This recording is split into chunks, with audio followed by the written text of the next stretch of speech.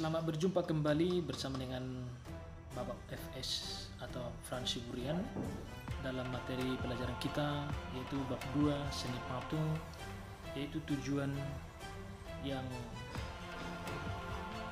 ketiga dan keempat.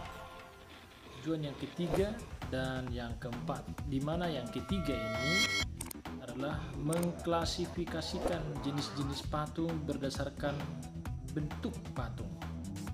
Yang keempat adalah mendeskripsikan berbagai macam bahan dan media dalam berkarya seni patung. Ya, kita masuki tujuan yang ketiga. Ya, Bapak tadi sampaikan mengklasifikasikan jenis-jenis patung berdasarkan bentuk. Yang pertama di sini adalah bentuk imitatif. Imitatif, pernah ada anak-anak kami mendengar istilah imitasi. Imitasi artinya tiruan. Nah, tiruan ini sesuai dengan aslinya. Itu sebabnya ada di sana dalam kurung, ya, realisme atau representatif. Artinya yang bersifat sesuai dengan kenyataan atau mewakili apa yang ada di alam ini, bisa terwakilkan. Corak ini merupakan tiruan dari bentuk alam, manusia, hewan, dan tumbuhan. Perwujudannya berdasarkan fisioplastis atau bentuk fisik, baik anatomi, proporsi, harmoni, dan kesatuan unity bentuk. Patung corak realis tampak pada karya, nanti perhatikan ya, ada beberapa ahli-ahli patung seperti Hendro, Trubus, Sabtoto, dan Edi Sunarso. Itu yang bentuk yang pertama.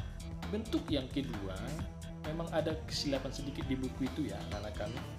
Bentuk yang kedua non figuratif. Non figuratif dalam kurung abstrak. Abstrak itu tidak nyata, berarti bentuknya tidak sesuai dengan apa yang ada di alam ini. Patung ini secara umum sudah meninggalkan bentuk-bentuk alam untuk perwujudannya, bersifat abstrak. Patung yang tidak menampilkan bentuk yang umum dikenal seperti bentuk-bentuk yang ada di alam. Tidak menampilkan bentuk-bentuk yang ada di alam. Ia mengolah elemen-elemen rupa trimatra seperti garis, bidang, ruang. Nah, kalau anak didikan perhatikan di bab 2 langsung ada sampai 6 ya. Ada 6 di sana bentuk-bentuk patung. Ada patung di Gantara, ada patung Wisnu, Garuda Wisnu Kencana. Ada lagi patung ya tidak menyerupai manusia, tidak menyerupai hewan, tidak menyerupai flora, tetapi dia adalah patung. Nah, jenis inilah adalah non figuratif. Ya, kita lanjut yang ke selanjutnya. Sebenarnya 3 ya.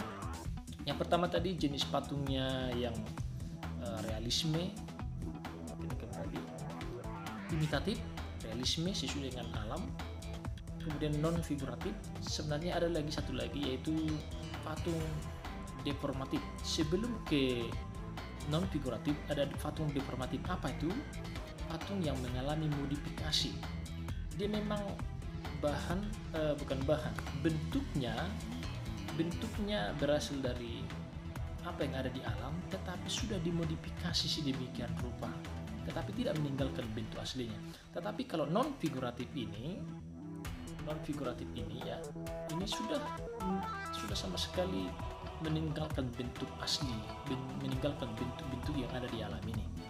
Nah, kita masuk ke tujuan yang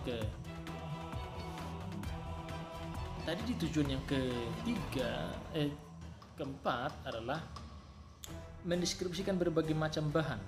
Menjelaskan, anak didik kami mampu menjelaskan berbagai bahan. Yang pertama kita perhatikan dulu bahan. Ada bahan lunak. Bahan lunak ini empuk, mudah dibentuk. Anak didik kami tahu apa itu tanah liat, lilin, sabun, plastisin, ya, yang bisa dibentuk-bentuk sedemikian gampangnya, ya. Kemudian ada bahan sedang, artinya bahan itu tidak lunak, tetapi juga tidak keras. Contohnya kayu waru, kayu sengon, kayu randu, dan kayu mahoni. Kalau di kampung kami ada namanya mungkin dalam bahasa Batak, buti. Ini gampang diukir ya. dia tidak keras. Nah, kemudian bahan keras berupa kayu, batu-batuan, kayu jati, sono keling, kayu uling.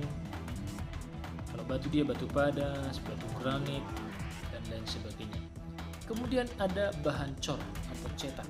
Bahan yang dipakai untuk proses ini antara lain semen, pasir, gips, logam, timah, perak, dan emas. Dan juga beberapa bahan kimia seperti fiber atau resin, fiberglass. Itu adalah elemen yang halus-halus dan